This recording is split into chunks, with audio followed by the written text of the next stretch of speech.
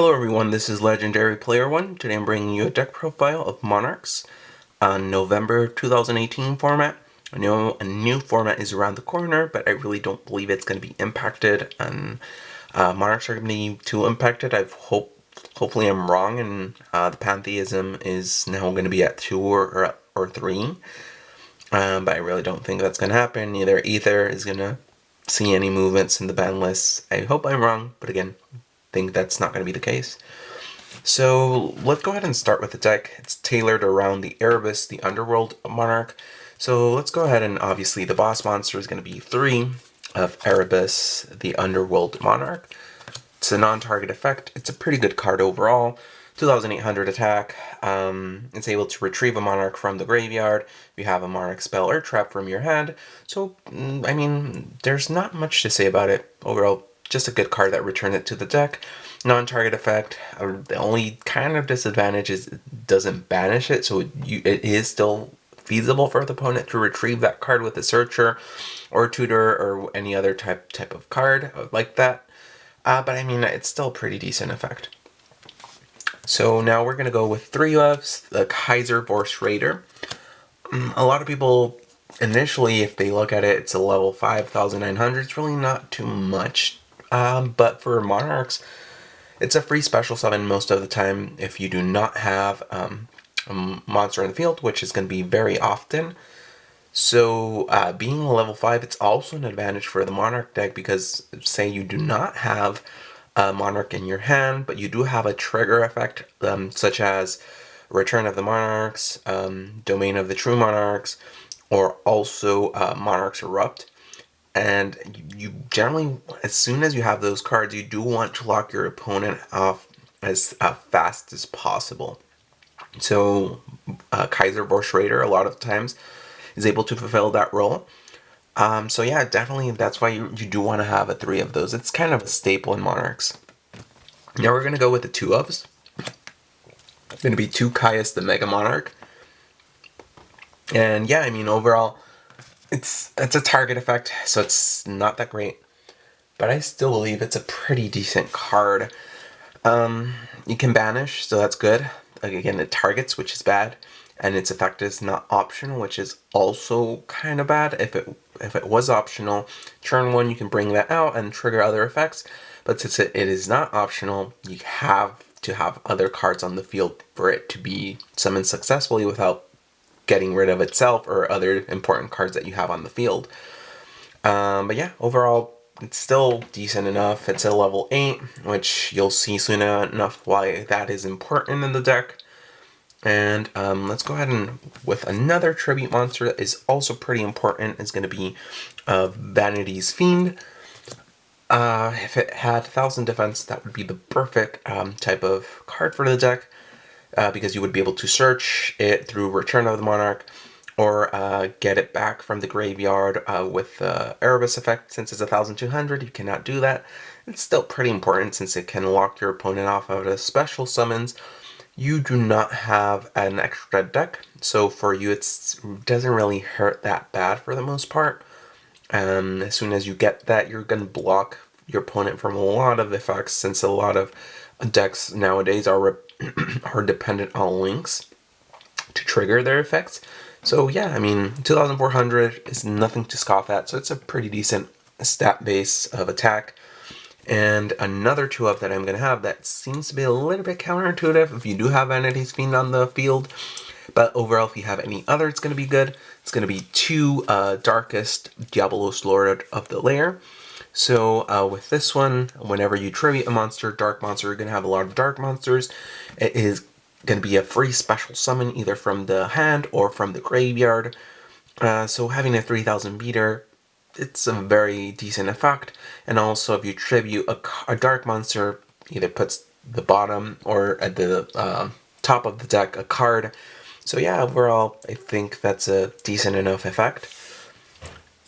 Now for the 1 ofs, there's going to be 1 Ether, the Heavenly Monarch, which I honestly think the deck would be structured much differently if Ether was at 3 instead of Erebus.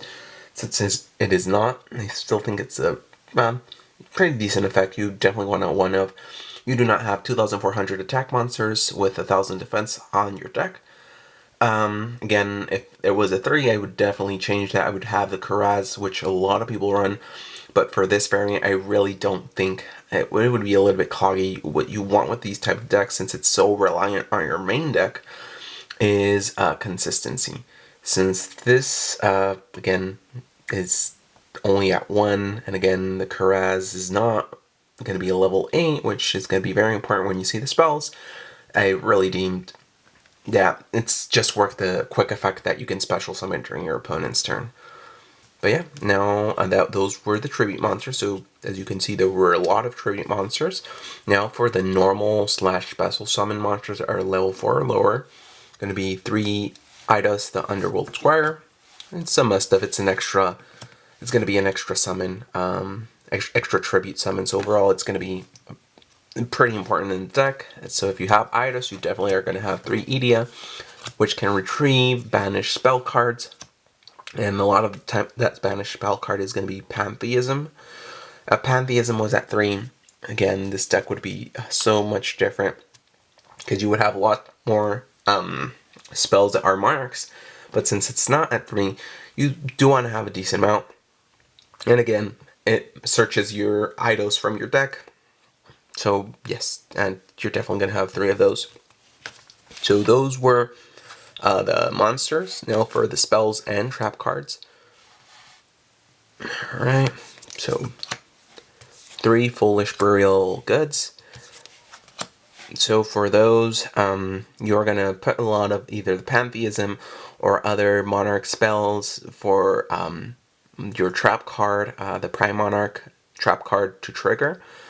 So yeah, having 3, it's much more consistent. I tried to run something that was kind of similar in the sense of getting the cards that you wanted in your hand or being able to activate effects. And I tried with Allure. Allure did not work. Again, it's so main deck dependent that getting rid of resources is going to hurt you a lot because you do not have access to links.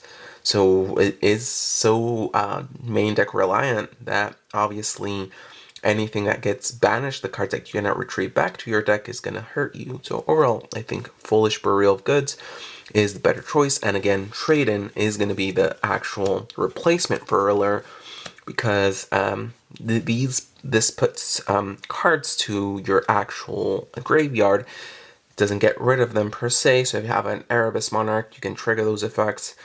If you have the Diabolos, Darkest Diabolos really isn't gonna care if it is in the graveyard since you can't trigger its effect. So yeah, Trade-In has been working well so far. Again, I tried Allures. They do not work well in this deck, at least so far.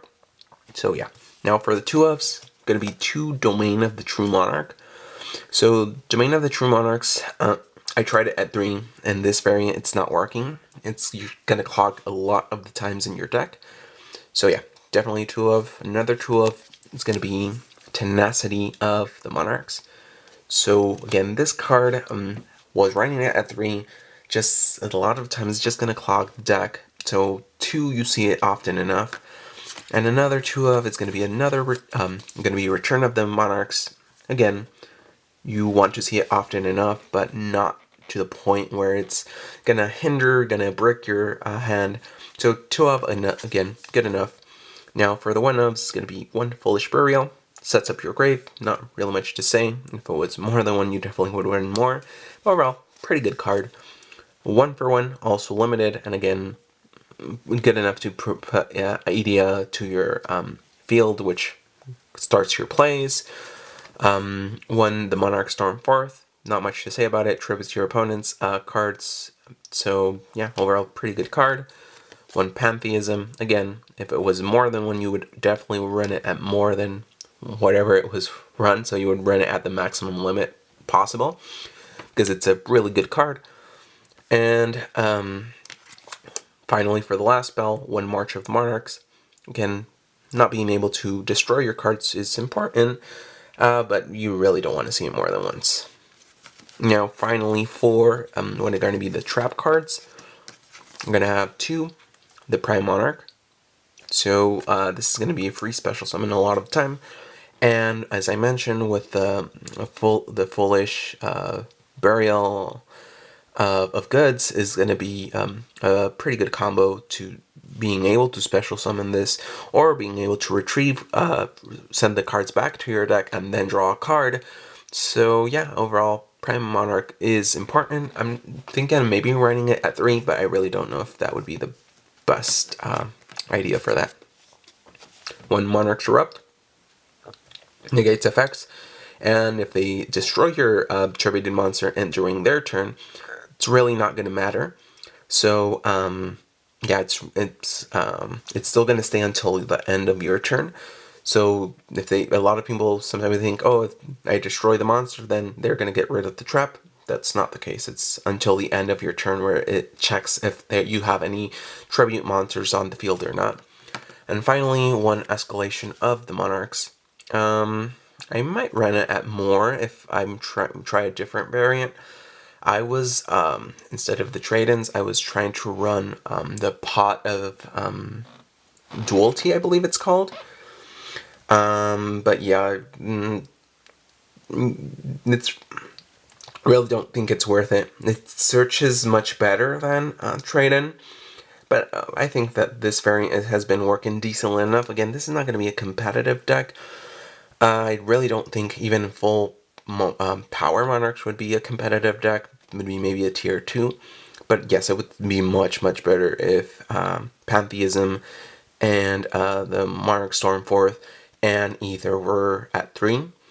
But yeah, that is the deck. Any opinions, any suggestions, please do leave it in the comment section. And thank you for watching, and I'll see you guys next time.